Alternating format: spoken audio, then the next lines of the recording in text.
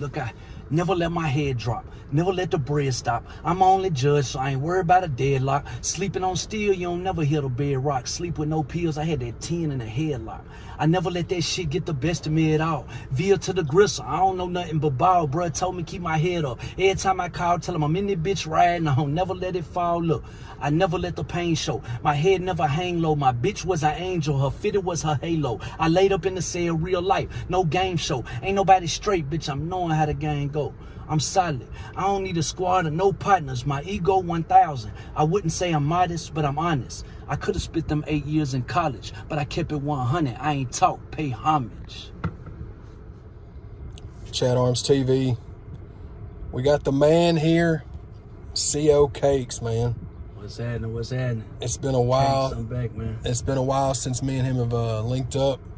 But anybody that's new to CO Cakes, you're going to get in tune with him. We're going to be putting a lot of content of his up on Chat Arms TV.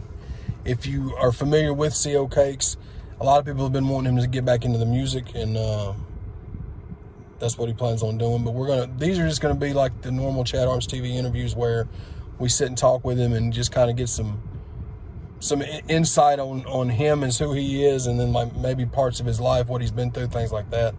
So this will be the first of a series of those. But you can just start off by just telling them about yourself, bro. I mean, for those who don't know me, of course, like you said, I go by CO Cakes. I was real heavy in the music scene, like 07, 08, 09, 10. February 2011, I caught a dope case. Had a confidential informant, well, Wyoming. I just did 8 years in the pen. I've actually been out on the 24th of this month. It'll be a year I've been out. But like, yeah, I left for 8 years, and I did a whole lot of writing when I was down and shit. And like, that was my plan the whole time that I was locked up, is when I get out, I was finna beat the game. I was finna go right back to it. I got like 10 mixtapes I wrote, you know what I'm saying? Like, I was gonna get back into it. But then at the same time, like, after doing that much time, it takes time just to readjust to being back out here. I did 97 months, you know what I'm saying? Like, it took me 6-7 months just to be comfortable in Walmart, you know what I'm saying? And just mingling with people in the shows and all that. That shit changed me, you feel me? So like, I've been trying to put some other shit together. Like, people know I've been doing the KOE thing with the kids' clothes, but everything else is taking so long to come together. I know what I can do with this music. I know I got a lot of people who follow me from back in the day who still support my old shit, you know what I'm saying, and want me to get back into the music. And for a while, I was telling myself I grew out of it. I'm too old to do it, you know what I'm saying? But I'm gonna give it one more run, though, you know what I'm saying? Like, I've grown a lot, you know what I'm saying? I'm a lot better man than I used to be when I was before, you feel me? So, I've sown a lot of good seeds since I've been home. I'm gonna try to push at it, man, and just hope that, karma pay me back and give me a avenue to live comfortable without having to take them penitentiary chances again, you feel me? Yeah, for sure, man. And on top of you getting out after doing 97 months, you said? Yeah. You got out in the dead smack of a pandemic too, yeah, I got which out I'm May sure 24th, was everything was locked down. Yeah, so I got out Memorial Day weekend, wasn't one pool open. yeah.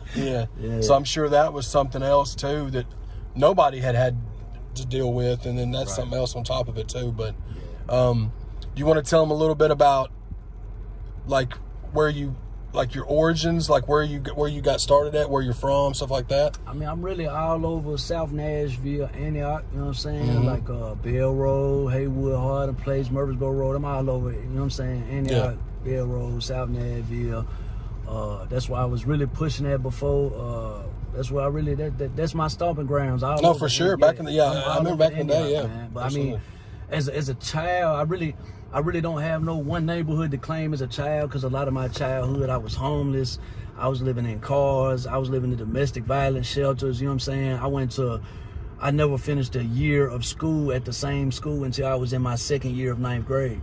Like, every 2-3 months I was moving as a kid, because my mama was a real bad alcoholic and my pops was a junkie and shit. So like, I don't have no circle of people I grew up with, because I was always the new kid, you know what I'm saying? Right. So that's kind of where my loner personality come from, you know what I'm saying? Like, I grew up by myself. So, But you like 97. My granny got custody in 97. I moved in Willow, Bentry, right across from Willow Point, and Bell Road, and that's why I've been ever since, man. Yeah. Yeah. Well, see, so like to anybody that's like we were talking about, he was definitely making a lot of noise in the Nashville music scene when we were all doing it together. Right. We just had different grinds, but we always. CO Cakes was one of the most talked about artists back then, and because he was the one, because you was on.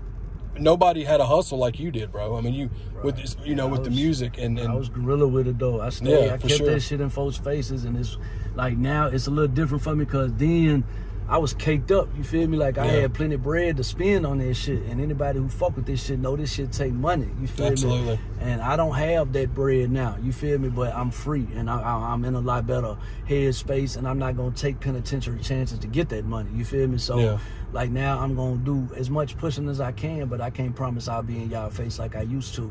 Because I don't have that bread. But like you was talking about earlier too, the game done changed so much though. You really don't, it really ain't about bread no more. It's really just about consistency and content and just access, you feel me? Just making sure everybody got access to your shit and keeping something in their face. So, with the help of like this shit right here is really love, man. It's really a good look, and like problem, bro. Few network people I still got, you know what I'm saying, in the industry or whatever. I'm just gonna try to link up with the guys who I know solid, who been putting on for Nashville music, you know what I'm saying, and try to see if I can't find my little niche, find my little lane. You feel me? Yeah, for sure. And that's what I was telling him. Like the stuff that we're doing right here. This is it's so much easier for us now than it was back then, bro. Because back then everything was hand to hand, out the trunk, and posters. And internet was YouTube was new. Like we started doing the YouTube, but it was new, bro. On MySpace. Yeah, MySpace. Yeah. Well, even back when I was recording live performances of you on my channel, it was the MySpace address was on the page because that's what was popping back then. The Rutledge and all that shit back then. Yup. Yep.